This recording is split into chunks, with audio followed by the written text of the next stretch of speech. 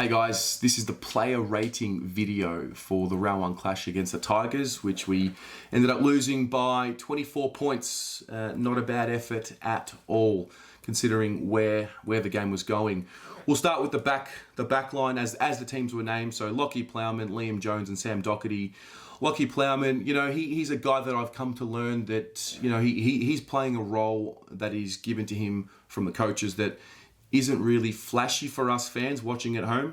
I'm sure if I was at the game and I was watching him in isolation, I'm sure the way he positions himself is very important. I gave him a 6 for the impact that he had. When you get smashed the way we did, especially in that first quarter, and I know it had a lot to do with the midfielders as well. It's hard to give these guys the big scores, so I'll give him a 6. Liam Jones, I thought he was beaten pretty convincingly pretty early, and again, it doesn't help that the midfield battle was clearly lost by us in that first quarter, and Richmond was so clinical moving the ball forward. So it was hard, but at the end of the day, Jack Revolt really got off the leash early in the game. Fair play to Liam Jones, though, the way the game kept going on. He did get on top of Jack as the game went on, and for that reason, I'll give him a 6 as well. But it, obviously a bit of context as to he was able to fight his way into I don't know if he evened up the contest. I can't say that he beat Jack Revolt because when the game was there to be won, Jack Revolt was the better player. But for the majority of the game, I thought he competed very well. So Jonesy gets a 6. Sam Doherty, it's one of the few shining lights on the night. It does get a little bit overshadowed by the entire night and the entire situation, but this is our co-captain. He played like a co-captain. He's such a great player for us. He's a good decision maker, and some of the kicks were not as sharp as what we've come to see from Doc, but that'll come. That's his first proper game in the AFL for 2 years, and if he's going to have that output, he's going to be back to his best quicker than what we think, and that is a huge tick for us. So I gave Doc an 8 for his game, and I probably could have even given him a 9 for that game. So you know what, I'm going to give him a 9. No, it was. I'll take the result away. I'll give him a 9 because I did think he was really clean and clear with his instruction on field and his leadership and his intensity, the way that he sticks tackles. There were quite a few there on some big boys there, on Soldo, on Tom Lynch. There was a moment there as well. So loved Doc's game. Half back line, Nick Newman, Wiedering, and Sam Petrevski-Seton. Newman, I gave Newman a 6. Obviously the elbow happens. Before that, he wasn't playing very well as it was, but I gave him a 6 for his game. That's how I saw it. Good on him for being able to fight it out. That's the type of toughness that we need more of in the team, and I do want to acknowledge him for being able to do that. I think he didn't have as much of an input as what we know he can, and for obvious reasons, and so I don't want to, obviously I'm not going to go hard at him, but that's how I saw his game, and I hope that the elbow heals up well, because it is something that's been bothering him throughout the preseason, and he's playing through that pain threshold, so well done to him. Jacob Wiedering, was that his best game? I don't know, it's hard to tell. It was one of his better one-on-one duels that he's had with Tom Lynch, and we know what Tom Lynch has done to us in the past, whether it's been at Gold Coast or at Richmond. He's just too much of a nightmare for us, and for Jacob Wiedering to hold him to 0 marks is a huge win. That's a massive win. That's an all-Australian type defensive performance from a number 1 key defender. He clearly beat his opponent, especially when you look at the fact that the way Richmond were moving the ball inside 50 was just clinical. So his body positioning was great. And I want to take a moment to look at, did Dimmer say something about, he was alluding to the way that our defenders played. Shut the fuck up, Dimmer. You won, take your win, and go from there. So that's what I'll say on that. But well done to Jacob Wiedering, 9 out of 10 for me. Samo for me looks like he's taken the next step. He really does. Now, he didn't get as much of the ball as what we would have liked. We need Samo to get 25 plus because of the way we know how he can use the ball. He went at 89% efficiency last night, which for me is, that's just huge. Uses the ball well, and yeah, he's put on a good enough size. He was one of the few that tackled pretty well. He did have 2, so that's, the numbers aren't great, but his ferocity around the ball I thought was good, and his ability to play well through traffic was good as well and make decisions. So well done to Samo. I gave him a 7 for his game. Centerline, Sam Walsh, Cripps, and Nunes. Sam Walsh, I'm going to be grading him based on what he's been able to do now, and based on what we've seen from him, I'll give him a 6 for his game as well. he wasn't poor, but, you know, we've come to see what he's able to do and what he's capable of. And he was just another one of our midfielders who were a little bit down on what we've come to see from them in the past, and especially in that second half of 2019. And that's probably the story of the night. Not having our forwards is not an excuse for our midfielders to be giving the numbers that they did. Too many of them had less than 10, and that's just not what we need. But yeah, I'll give Walshy a 6. Cripps, I thought early in the game, some of his disposals were a little frustrating. He was banging it on the boot. He was rushing his kicks, few ineffective ones, but I thought he did get better as the game wore on. And that's our captain, our co-captain. We know the effort he's always going to bring. I ended up giving him an 8 for his game. And, you know, he really lifted in that fourth quarter where we thought for a moment, and, you know, hang on, down 15 with 12 minutes and 7 seconds to go. There was a chance there, and you could argue that Richmond were always in control as well, but Cripps really did lift, so well done to him. Jack Noons, mature age, obviously a recruit for us. He was,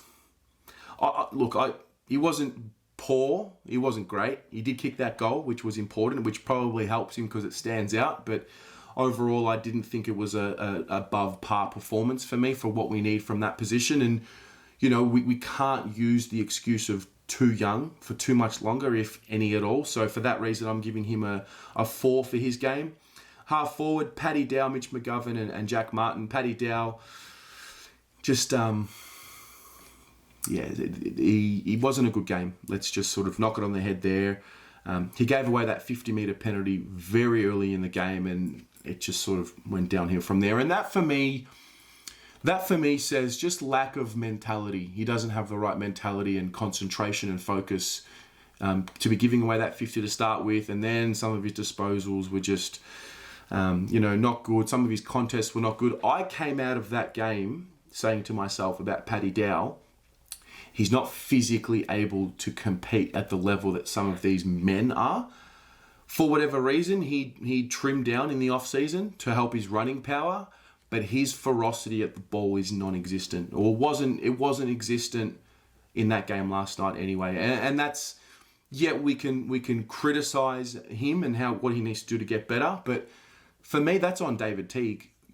Teague should know if he's ready or not to impact, and I think he got that one wrong because the physicality of Richmond in some ways overawed him. There was a particular contest, and there were a lot of contests where players didn't do what they were supposed to. But with Paddy, given how poor the game was, we've got to try and look and see how we can improve. But 2 minutes 18 left to go in that second quarter. There was a contest with him, and I believe it was Nick Flostone, and he sort of tried to protect his body. And I want our guys to be a lot more ferocious. You look at Jack Martin's frame. You look at the way he attacks the contest.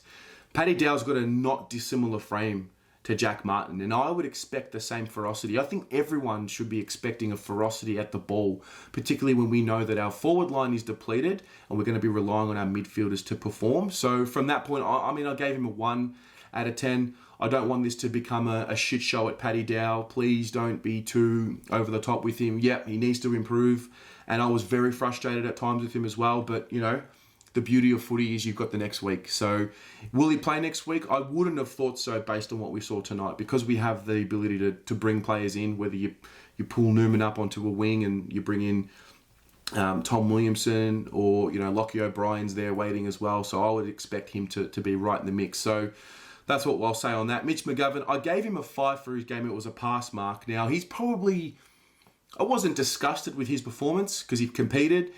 He had probably 3 or 4 almost moments. Some of these flying marks. He had that first touch, didn't get the second one. And I feel like he's probably a week, maybe 2 weeks away from sticking all of those marks, because he was getting in front position.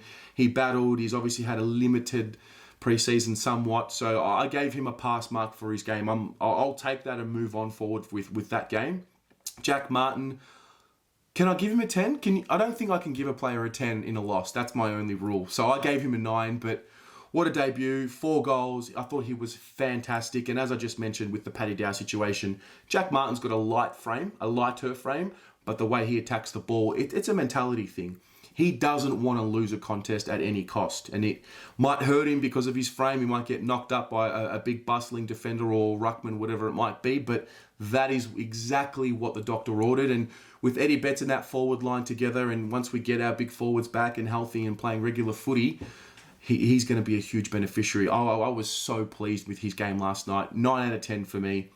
The forward line, Casbolt, Cunningham and Silvani, Levi, Jesus. I'm just wrapped for him. I've said it once, I'll say it again. You know, good players find a way to impact no matter what. And he's now a really good footballer. Very rarely can you have a guy that can do what he can do. And I didn't really know what his aerobic capacity was like to do the ruck full time. Cruiser was out in the first quarter, and so Levi did that whole game, and Mitch had a few contests in there which was a little bit dangerous, but Levi rucked that whole game, and fair play to him. I want to give him a 10 as well, but I'm not going to. I'm going to give him a 9. He competed. Some of his ball work around the ground, some of these handballs in traffic were really good. There were no moments with him. As he went back, he took marks. As he went forward, you know, he kicked his goal. I believe he kicked 2 goals. He did. So that was as good a performance as we could have had from him last night, given the circumstances. So well done to Levi. Dave Cunningham, you know, the tees, you know, he roved a goal from an advantage situation in that first. Took a strong mark in that goal square off a Jack Martin kick off the left foot when he took the front on contact. And he had to kick that goal in the 4th quarter on his left because it just would have pegged it back a little bit, but it didn't. The reality is, let's look at the role he played, because I'm sure we would have wanted to get more midfield minutes into him, but such was the way that the forward line was and who we were missing that he wasn't able to do that. At the end of the day, he's kicked his 2 goals, and as a small forward, that's just what you want. It's a bare minimum, but I do want to see a little bit more from him in terms of winning the ball, but I understand why he didn't win as much of what he did because of where the ball and where our team was set up. So I gave him a pass mark. I'll take a 5 and we'll move on from there. But I do expect a little bit more from him in the ball winning area. Jack Silvani, you know, he earned a free kick in front of goal, which ended up being an advantage play on for a Cunningham goal. So it sort of took away that moment for him. He took a mark inside 50 right in front, but Jack Martin got the free kick, and you know, he ended up kicking his 2 goals as well. And you know, he had that moment where in the 4th quarter, where he took the mark and he kicked it forward, and it ended up being a turnover. And I don't know why he did it, but he did. But I thought he was again circumstantial based on what the context of the game and how it played out and who was available for us. I thought he competed well enough, and I do want to see him win a lot more of the ball. And I'm not trying to make too many excuses for too many of these guys, but you know, when he's got Charlie and Harry next to him, that type of game last night just gets a little bit better. I gave him a 6 for his game as well, because I did enjoy moments and flashes of his game. Cruiser, obviously, I can't give him a rating, and I just fingers crossed everything's okay with him. These are the followers, obviously. Murphy, I gave Murph a 7 for his game last night. He had 26 touches. I thought he was one of our better players. Could argue me into an 8 as well, but you know, I gave him a 7 just because of how I rate him. He seems to cop a little bit. I'm not sure if there's a hidden agenda with the rest of the league, but he seems to really cop the brunt of the physicality from the other teams. You know, Dustin Martin really made a point of getting into him, and I don't know, maybe there was some banter going on the field during the game that we obviously can't hear, but yeah, he seems to be a bit of a target for these big bustling midfielders, and I like it because he took the contact last night, and he's going to have to get to a point where he can either dish it back or we're in trouble. He's never really been the same in terms of his physicality since the Dangerfield hit really in 2012, because before that he was becoming a real bullocking midfielder. So yeah, well done to Murphy. It was a solid game for me, and I'll give him a 7. Ed Curnow, I gave him a 6 just based off, you know, what we've come to know and expect from Ed. I rate him at a certain level. I didn't think he won as much of the ball as what I would have liked from one of our better midfielders, and so that's how I saw his game. The interchange bench, we had Simo, Fisher, Michael Gibbons, and Will Setterfield. I gave Simo a pass mark for his game. He wasn't our worst. He wasn't our best. It was just a really so-so game. Always good to see Simo playing as well. He means a lot to this football club, and so I'll give him a 5. Fisher, I thought he had a pretty good first term, and he did play relatively well, but again, he falls into that. He had the 17 touches for the game, and for our midfielders, we need them to just crack the 20 or more. And they're like, you're just starting to see a theme now. There's a little bit too many of them that just didn't hit those targets. And again, not having our forwards there is not an excuse for our midfielders not to play their role. And at the end of the day, they were beaten in the contest by Richmond, and he sort of falls into that category. I'll give him a 6 for his game. There's plenty to work with. And there were moments there where I really enjoyed what he did. I worry a little bit about him getting pushed off the ball with these bigger sides. And there were some moments there where the likes of him and Paddy Dow did get pushed off the ball a little bit, but plenty to work with from him. He's not in a droppable situation at all. I liked what he did. I think he'll play a lot better next week. I think the game against the Doggies will suit him a lot better next week. Michael Gibbons, another one that falls into that situation with Cunningham, where he's playing in a position where we would like him to play a lot more midfield, but he's had to play that small forward role, and the reality is he wasn't able to impact. He's had games as a small forward where he's been able to kick those 1 or 2 and bob up. He wasn't able to do that. I'll give him a 3 for his game, but we'll leave it there and go there. And Will Setterfield, he was probably the one that I had a bit more expectation on what he was going to be able to provide, and he didn't really get anywhere near it. There was some nice contests from him and sort of where he nullified the ball, but I'm reaching here. So I gave him a 3 as well, and I expect him to be a lot better next week. And he's one where I'll give him another week and see how he plays and pulls up and responds. There are others in the side like Dow, for example. I'd probably drop him if I was deciding. But Setterfield will get another crack at it, and Gibbons, he might be lucky. If Eddie Betts was available, I think he'd come in for Gibbons. So that's how I see the player ratings. What do you think? Any that you strongly agree with? Any that you strongly disagree with? I did watch the game again this morning. It was hard to do that, but I wanted to make sure that I got a good gauge on it. Let me know in the comments below. We move on to next week. Go the Blue Boys.